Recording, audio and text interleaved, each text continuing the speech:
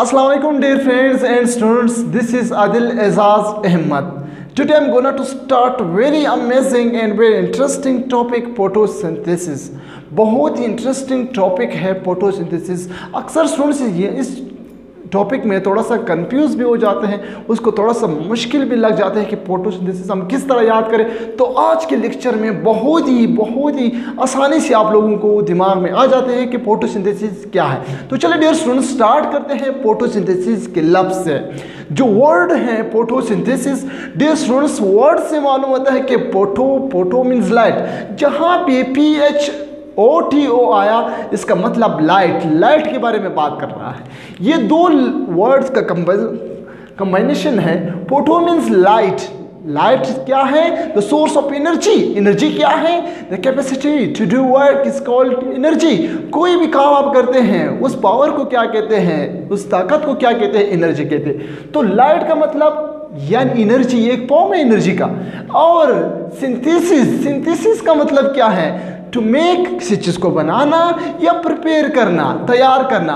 यानी लफ्ज़ से मालूम होता है फोटोसिंथेसिस लाइट के ज़रिए से किसी चीज़ को प्रिपेयर करना, तैयार करना, इसको हम क्या कहते हैं? फोटोसिंथेसिस कहते हैं। तो ये क्या है? डेफिनेशन को देखें। It is the biological process in which green plants, algae, bacteria and some protista capture light, convert into chemical energy. This process is called photosynthesis.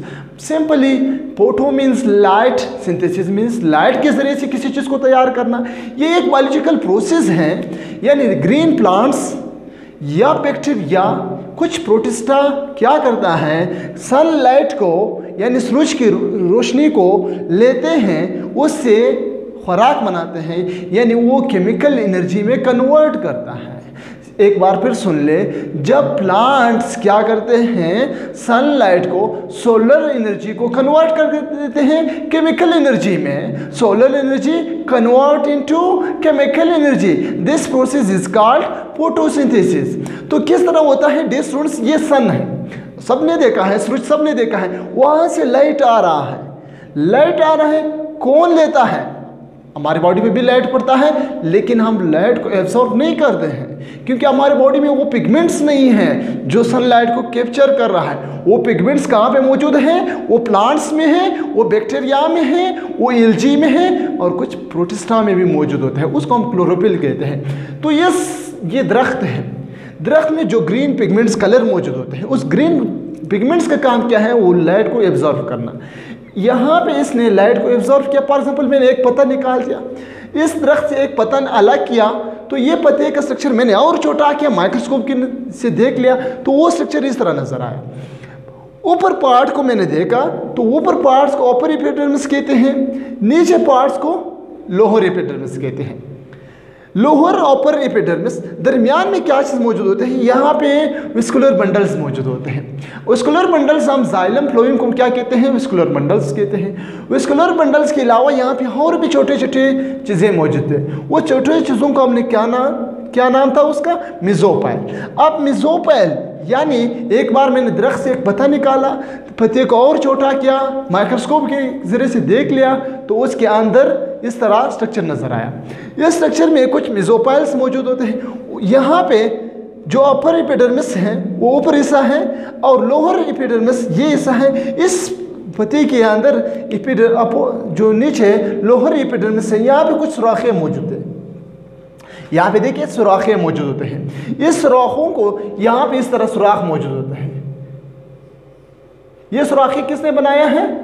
यहाँ पे गॉड सेल्स है, इसको क्या कहते हैं? गॉड सेल्स कहते हैं। अब इस सुराख को क्या कहते हैं? स्टोमा कहते हैं।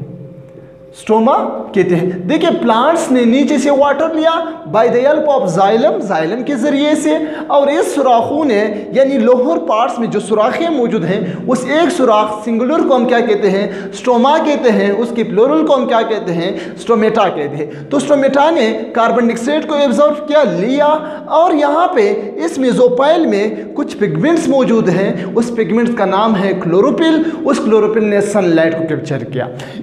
अभी मैंने मेसोपाइल भी निकाल दिया। मेसोपाइल के दरमियान जो सिल है वो सिल में ये इस साइड पे ये बड़ा सा क्या है वैक्यूल मौजूद होते हैं। इसके सिलवाल भी है, सिल मेम्ब्रेन भी है, ठीक है। दरमियान में बड़ा सा वैक्यूल है जो पानी को स्टोर कर रहा है। अब इस वैक्यूल के अलावा यहाँ पे न्यूक्लियस भी है और भी चीज़ें ऑर्गेनेल्स मौजूद है, लेकिन हम उसको टच नहीं करते। मेरा काम जो जिस चीज़ से है उसी चीज़ पे हम बात करते हैं। तो यहाँ पे ग्रीन पिगमेंट्स कुछ मौजूद होते हैं, उसका नाम है क्लोरोप्लास्ट। वो क्लोरोप्लास्ट मैंने फिर क्या किया, वो निकाल दिया और बड़ा कर दिया, जूम किया, तो वो क्लोरोप्लास्ट का स्ट्रक्चर इस तरह आया। जो क्लोरोप्लास्ट है, याद रखिए क्लोरोप्लास्ट का डबल मेम्ब्रेन है। ऊपर मेम्ब्रेन को हम कहते हैं आउटर मेम्ब्रेन, दूसरे मेम्ब्रेन को हम क्या कहते हैं इनर मेम्ब्रेन। अब इनर मेम्ब्रेन के दरमियान जो खाली एरिया है उस खाली एरिया को हम क्या कहते हैं स्ट्रोमा कहते हैं। अब स्ट्रोमा के अलावा यहाँ पे सिक्के नुमा स्ट्रक्चर्स मौजूद होते हैं, उसको थाइलिकॉइड कहते हैं। एक ग्रीन चीज़ को क्या कहते हैं थाइलिकॉइड, बिल्कुल सिक्के जैसा स्ट्रक्चर है उसको थाइलिकॉइड कहते हैं। जब थाइलिकॉइड ज़्यादा थाइलिकॉइड मिलकर उसको ग्रेनियम कहते हैं। एक को थाइलिकॉइड कहते हैं जब ज़्यादा, ये क्या है मैं यहाँ पे स्ट्रक्चर एक है थाइलिकॉइड, ये जो है थाइलिकॉइड मौजूद होते हैं। इस थाइलिकॉइड जब ज़्यादा थाइलिकॉइड मिलकर इस तरह, तो इसका नाम क्या चीज़ बन जाता है ग्रेनियम बन जाता है।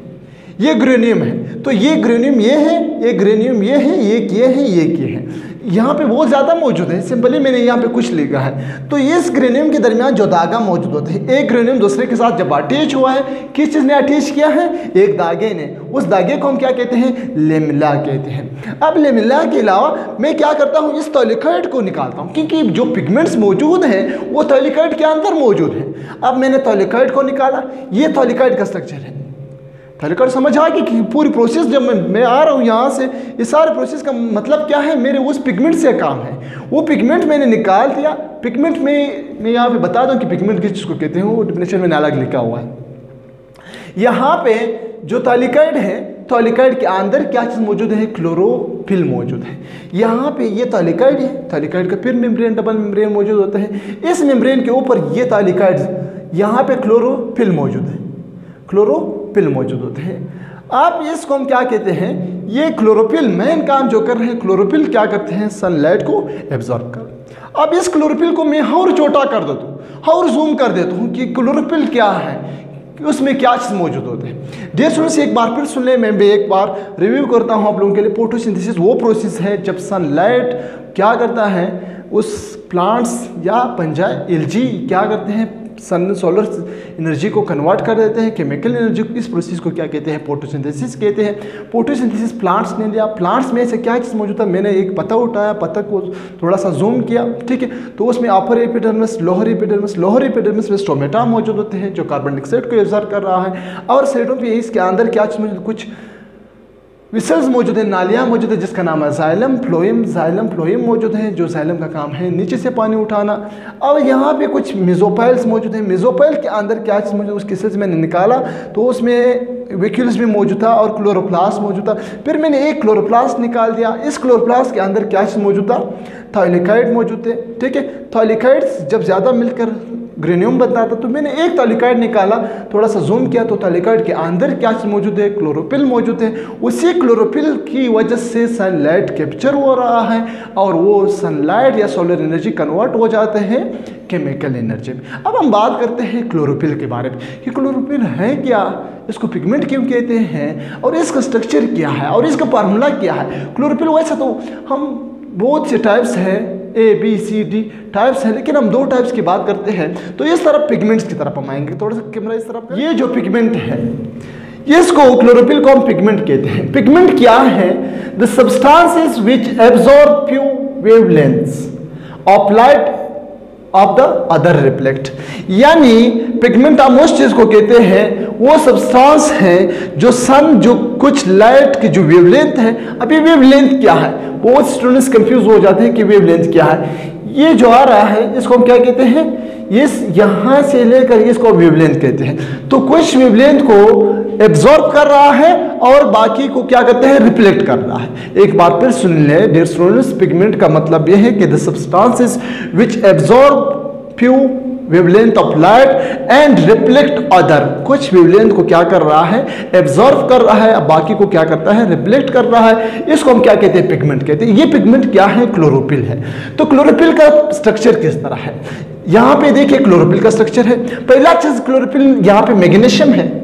मैग्नीशियम ये आप लोग तो पहले साफ करें, ये मैग्नीशियम मौजूद है, यहाँ पे मैग्नीशियम है, मैग्नीशियम मौजूद है। मैग्नीशियम एक पायरोल, ये है पायरोल मतलब जिसमें चार एक रिंग है, उसको हम क्या कहते हैं, पायरोल कहते हैं। यहाँ पे भी कार्बन है, यहाँ पे भी कार्बन है, यहाँ पे भी कार्बन है, क्या दरमियान में क्या है, नाइट्रोजन मौजूद। एक पायरोल ये है, एक पायरोल ये है, एक पायरोल है, एक पायरोल ये है, दरमियान में मैग्नीशियम है और इसमें क्या है, 9 पायरोल रिंग्स मौजूद होते हैं।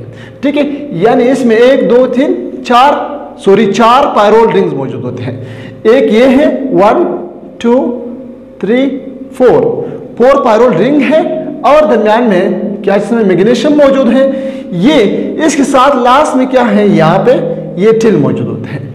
तो ये एक पायरोल रिंग के साथ यहाँ पे H2C मौजूद होते हैं, यानी डबल बॉन्ड है। यहाँ पे इस साइड में CH3 मौजूद है, यहाँ पे CH3 नाइट्रोजन, यहाँ पे भी नाइट्रोजन मौजूद होते हैं। इस साइड में देखिए एक और चीज याद रखिए, यहाँ पे अगर CH3 है तो ये क्लोरोफिल ये है। अगर इस कार्बन यानी CH3 की जगह पे CHO आया, कार्बोनाइल ग्रुप आया, तो जब कार्बोनाइल ग्रुप आया तो इसका मतलब क्या है, ये क्लोरोफिल B है। तो यहाँ पे तीसरा चौथा पायरोल है। सिंपली इसमें मैग्नीशियम है, 4 पायरोल रिंग मौजूद होते हैं, एक टिल मौजूद होते हैं। यहाँ पे इस एरिया को हम क्या कहते हैं, एड कहते हैं। ये इसका एड है और ये इस तरह पायरोल एक दूसरे के साथ ब्रिज बना हुआ है। ठीक है, यहाँ पे इसको हम एड ऑफ क्लोरोफिल कहते हैं। इसमें 4 पायरोल्स हैं, इसका नाम है पायरिंग। लाइट एब्जॉर्ब कर रहा है, लाइट कौन सी जगह ले रहा है, ये हिस्सा ले रहा है और इसे को हम क्या, हाइड्रोफिलिक है, ये हाइड्रोफिलिक है। ठीक है, यहाँ तक ले। दूसरा इस एरिया को हम टिल कहते हैं, ये हाइड्रोकार्बन से बना हुआ है, यानी हाइड्रोकार्बन, हाइड्रोजन और कार्बन चैन मौजूद है। दूसरा ये है हाइड्रोफोबिक है, नो पोलर अटैचमेंट का काम कर रहा है।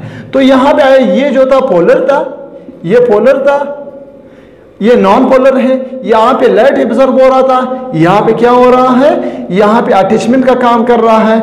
ये नॉन पोलर है, ये पोलर है। आई होप ये जगह यहाँ तक क्लियर है। अब एक क्लोरोफिल का फार्मूला क्या है, क्लोरोफिल में कार्बन कितना है, 55 कार्बन मौजूद है और इसमें कौन सा क्लोरोफिल में, एक क्लोरोफिल में कितने कार्बन है, 55 कार्बन है, 72 हाइड्रोजन है और 5 ऑक्सीजन मौजूद होते हैं और यहाँ पे 4 नाइट्रोजन है, 1 मैग्नीशियम है। इसी तरह क्लोरोफिल बी में यहाँ पे कार्बन कितने हैं, 55 कार्बन है और यहाँ पे 70 हाइड्रोजन है और 6 ऑक्सीजन है और नाइट्रोजन 4 है, मैग्नीशियम वही है। तो ये था क्लोरोफिल का फॉर्मूला और स्ट्रक्चर। यहाँ पे इसके बाद क्या होते हैं, एक्सर्गोनिक रिएक्शन, एक है एंडोर्गोनिक रिएक्शन। एक्सर्गोनिक रिएक्शन वो है जब कैटाबॉलिक रिएक्शन हो जाते हैं, कैटाबॉलिक रिएक्शन जिससे रिलीज एनर्जी, यानी एक्सर्गोनिक रिएक्शन वो है जिससे एनर्जी रिलीज होता है, चीज ब्रेक डाउन हो जाता है। एंडोर्गोनिक रिएक्शन वो है कि जिसमें चीज मिल जाते हैं, सिंथेसिस हो जाते हैं, उसमें एनर्जी रिक्वायर्ड या नीड हो जाता है, तो उसको हम एंडोर्गोनिक कहते हैं। एक और चीज याद रखिए, all mass of the plants come from gas carbon dioxide from atmosphere, यानी प्लांट्स के जो कंप्लीट प्लांट्स हैं, वो प्लांट्स के जो जितना मास है वो मास किससे बना हुआ है, यानी वो आया है कार्बन डाइऑक्साइड से बना हुआ है। डिस्टेंस ये थोड़ा सा कंफ्यूजन टॉपिक था ये क्लोरोफिल का, लेकिन यहाँ तक कंफ्यूज मत होना क्योंकि इसी टॉपिक को, इसी क्लोरोफिल को हम और बहुत ही डिटेल में एक्सप्लेन करते हैं। नेक्स्ट लेक्चर में हम जो रूल ऑफ लाइट क्या है वो डिस्कस करते हैं, फिर उसके बाद जो रूल ऑफ पिगमेंट्स क्या है, रूल ऑफ पिगमेंट्स में इस क्लोरोफिल को हम और एक डिटेल से एक्सप्लेन करते हैं। तो डियर स्टूडेंट्स, आई होप आप लोगों को ये टॉपिक क्लियर है। अगर इस वीडियो से आप लोगों को कुछ फायदा हुआ है तो लाजमी अपने दोस्तों के साथ शेयर करें और हमारे चैनल को सब्सक्राइब करना मत भूलें। अल्लाह हाफिज़।